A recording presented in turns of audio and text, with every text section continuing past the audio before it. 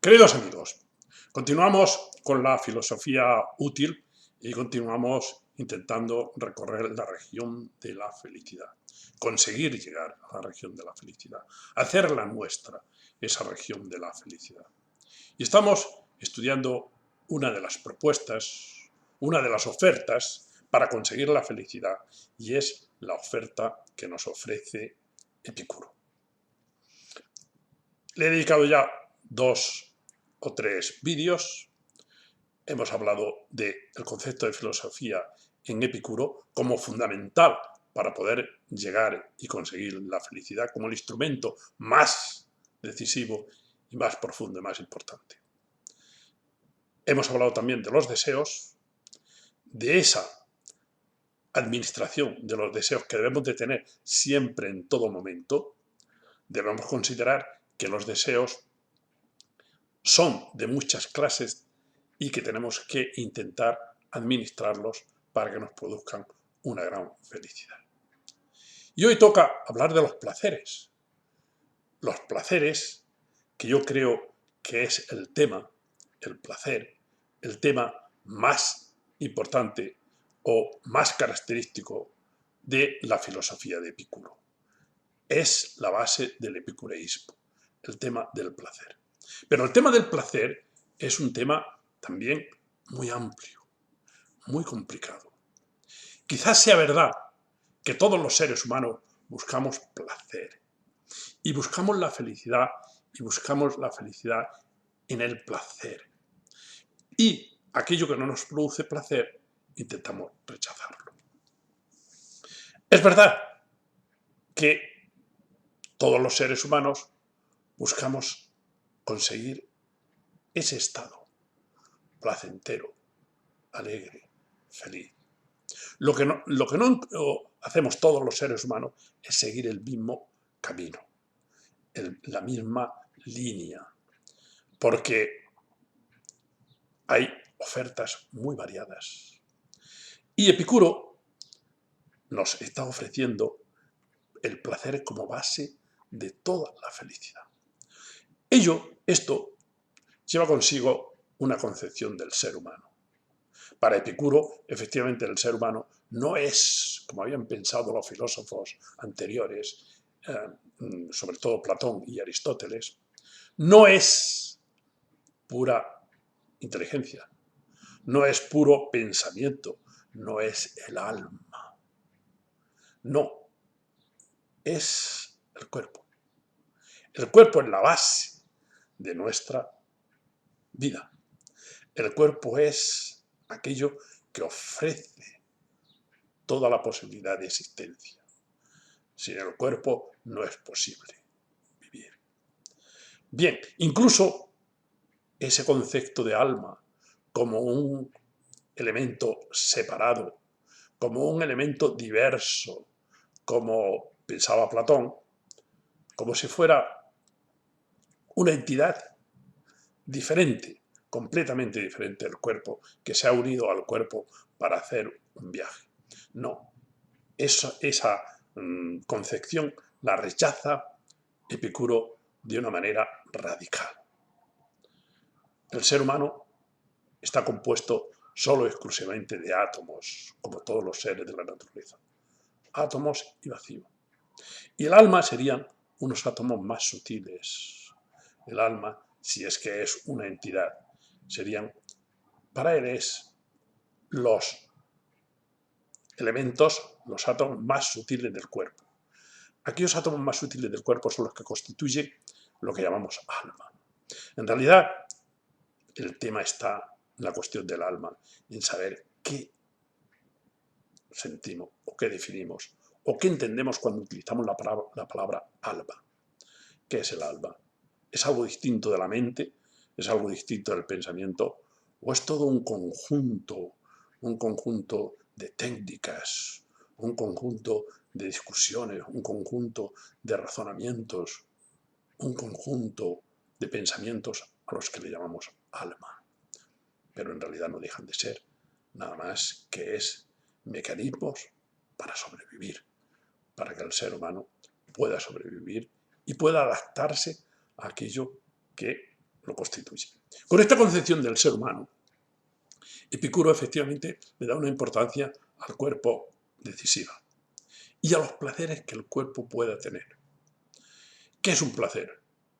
Un placer es un sentimiento, es en principio una sensación, pero una sensación que lleva consigo un carácter de agradable o no agradable.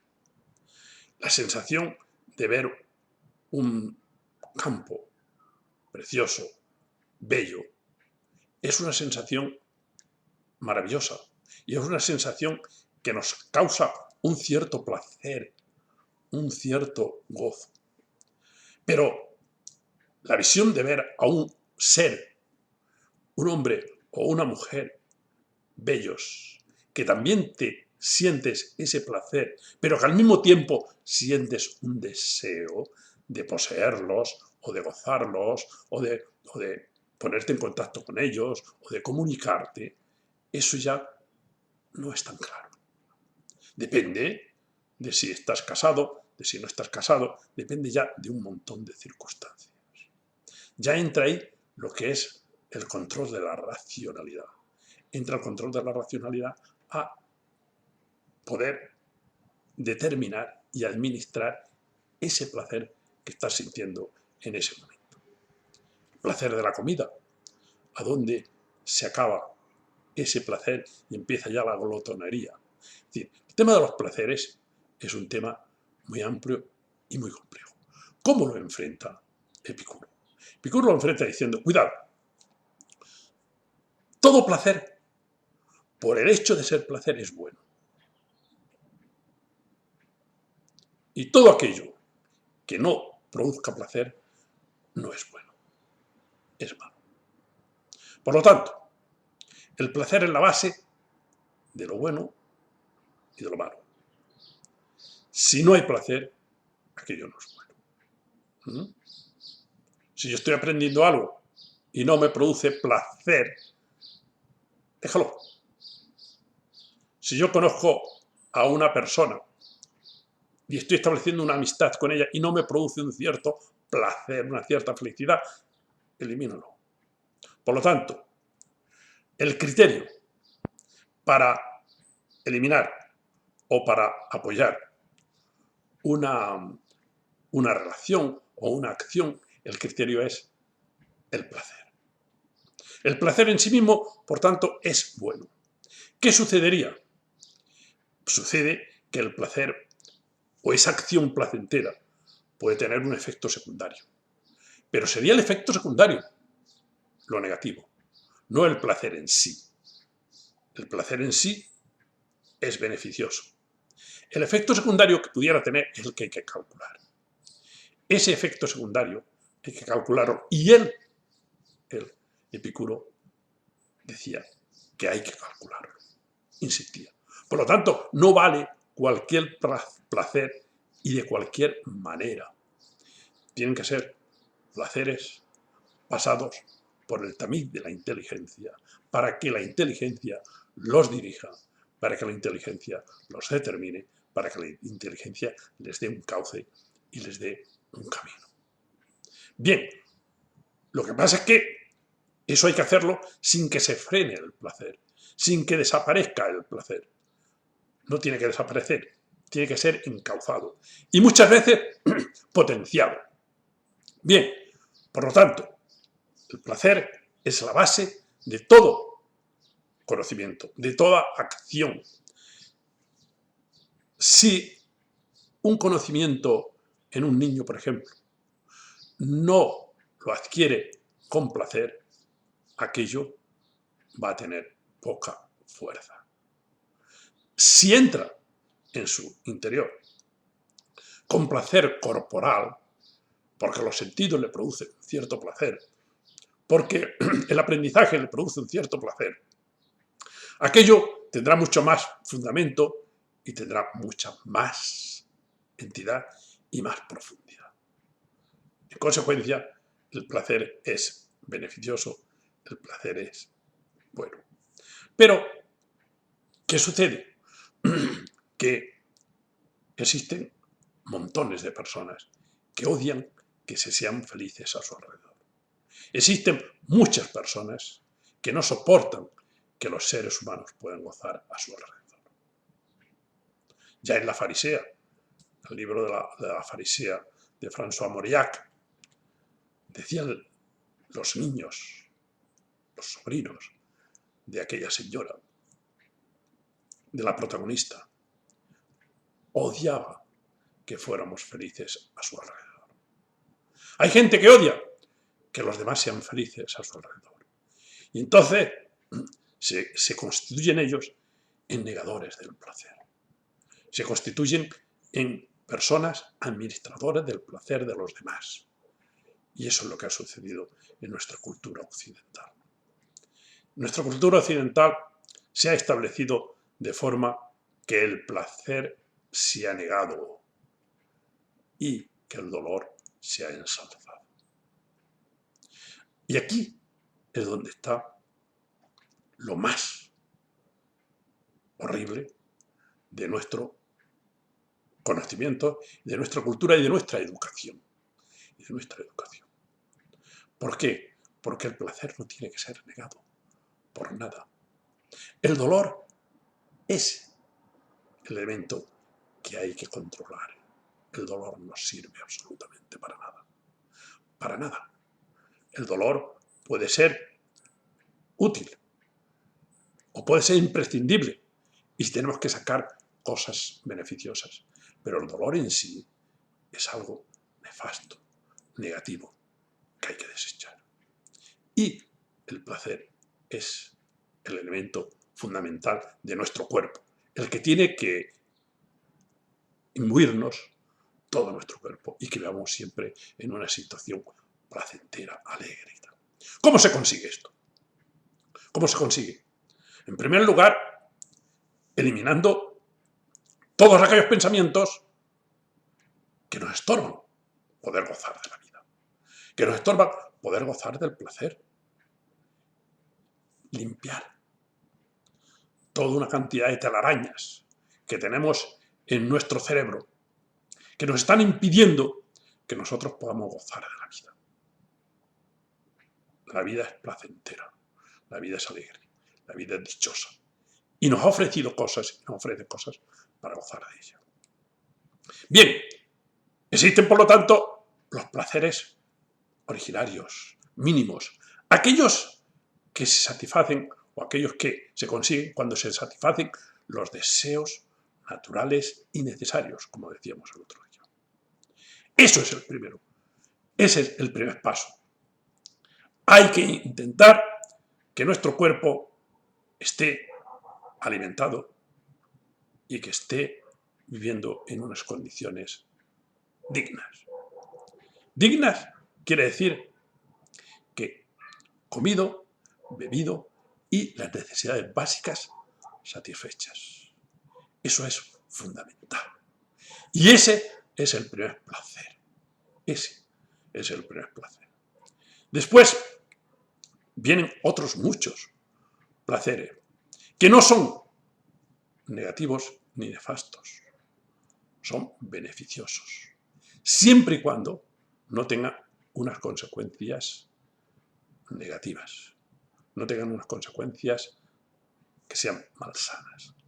Bien, esta acción de conseguir el placer es, según Epicuro, fácil. Es cuestión de gozar de todas aquellas cosas que tiene la naturaleza, de todas aquellas cosas que tiene la amistad, de todas aquellas cosas que nosotros tenemos. De todo aquello que yo hablé de lo que hablé el primer día cuando hablé del optimismo. Aquellas razones que tenemos para ser optimistas. Esa es una vía para conseguir la felicidad. Epicuro decía cosas muy distintas de lo que se había dicho sobre el placer. Yo considero que el placer es la base de todo nuestro existir y de toda la felicidad. Estas ideas chocaron muchísimo con el pensamiento filosófico de la Grecia clásica y después con el pensamiento occidental, sobre todo con el cristianismo. Han chocado de forma radical. ¿Por qué?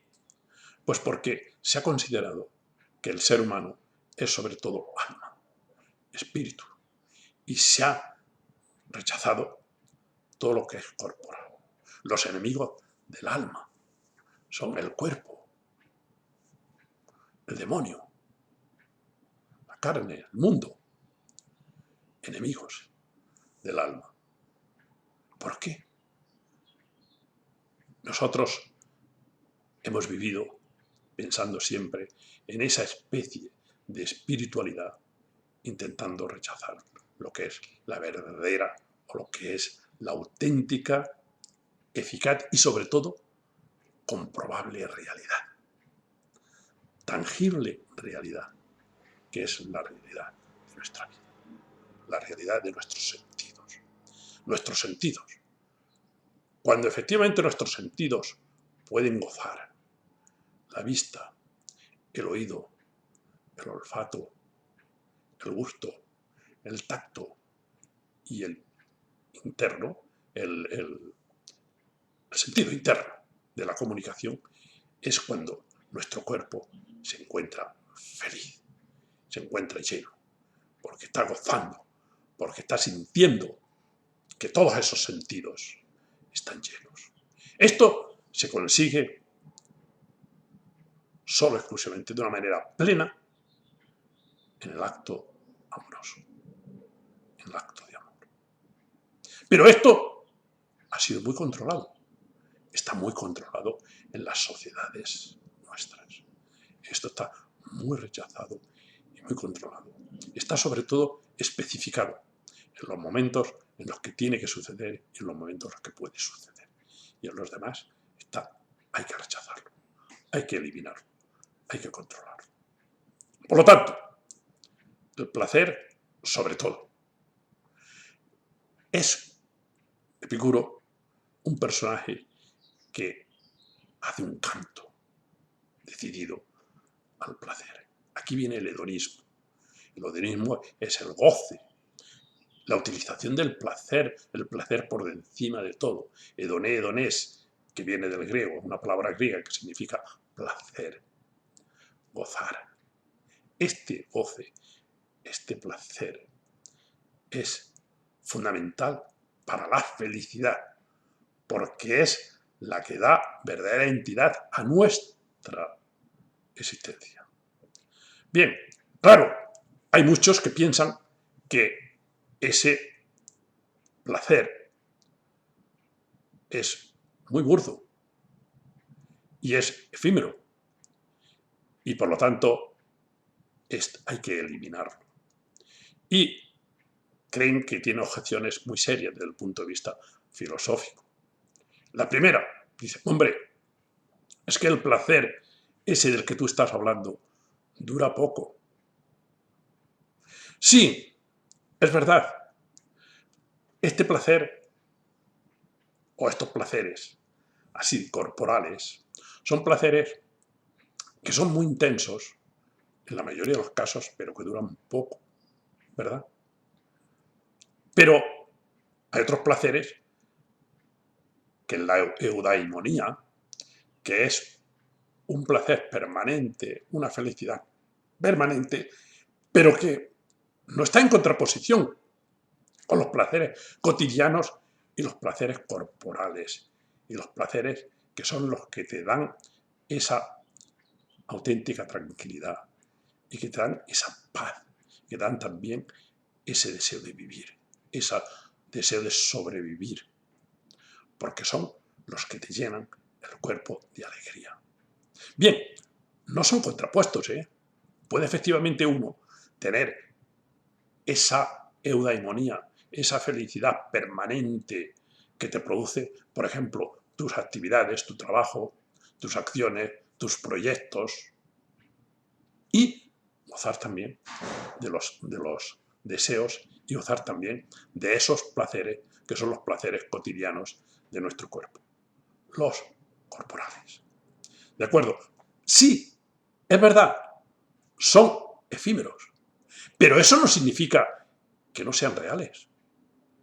Justo por ser efímeros, es por lo que tenemos que quererlos y aprovecharlos, porque se escapan, se van. Por lo tanto, aprovéchalos. No porque son efímeros los rechazo. Todo es efímero en nuestras vidas, todo. Por lo tanto, estos placeres, porque sean efímeros, no tienes por qué destruirlos. El placer, como las cosas importantes de la vida, se miden por la intensidad, no por la duración. Es decir, porque un placer vaya a ser más eterno, no aumenta el placer. No. El placer se aumenta por una intensidad de atracción, por una intensidad de deseo, por una intensidad de entrega. Ahí es donde está la verdadera profundidad del placer. No porque vaya a ser eterno o no vaya a ser eterno. Lo eterno, lo permanente, puede ser también causa de una cierta inquietud, que Epicuro decía que había que controlarla y eliminarla. Por lo tanto, esa objeción que se pone a la intensidad del placer, esa objeción yo creo que se puede efectivamente volver en la argumentación y decir, efectivamente, porque es efímero, es por lo que es atractivo, porque es efímero. Y por eso tenemos que, en efecto, quererlo, desearlo. ¿Alguna otra opción que se pone al placer? Es que, claro, dura poco y pronto vuelves a tener el mismo deseo. Es decir, si tú, por ejemplo, tienes hambre y comes, o si tú tienes deseo de hacer el amor y lo haces, pronto vas a volver a tener ese deseo. Bueno, ¿y qué? Pues vuelves a gozar de ello, vuelves a vivir de ese goce que hay ahí. Es que ese placer te dura mientras lo ejerces, luego ya se te acaba. Bueno, pero es mejor ejercerlo mientras lo tienes y gozarlo mientras lo ejerces, que no controlarlo y eliminarlo para siempre. El tema está en lo siguiente. Existen placeres sociales y existen placeres individuales. Vivimos en unas épocas en las que el placer social es muy difícil de conseguir. ¿Por qué? Porque vivimos sometidos a temores, vivimos sometidos a amenazas, vivimos sometidos a tensiones, vivimos sometidos a injusticias. Entonces, ese placer social, que es muy importante y que también nos llega hasta nuestro interior y llega también hasta nuestro cuerpo y entra por nuestros sentidos, ese placer es muy difícil de conseguir. ¿Cómo es posible que tú sientas placer viendo que otros no tienen para comer?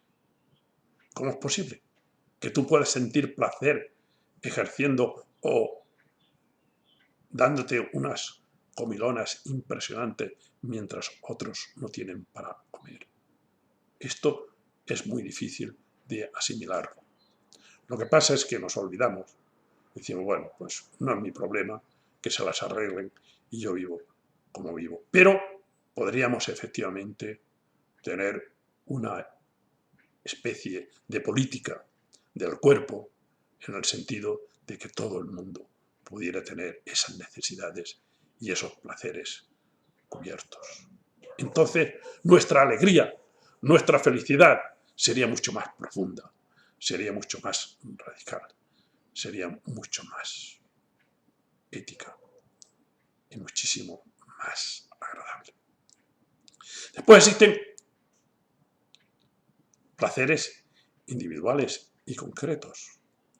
Y esos placeres individuales y concretos, los nuestros, los de cada uno, tienen que consistir deben de consistir en un goce pensado, razonado, que sea un goce en el que esos efectos secundarios que puedan producir nuestras acciones no sean tan duros, tan terribles, que nos impidan el placer y el goce de nuestras vidas.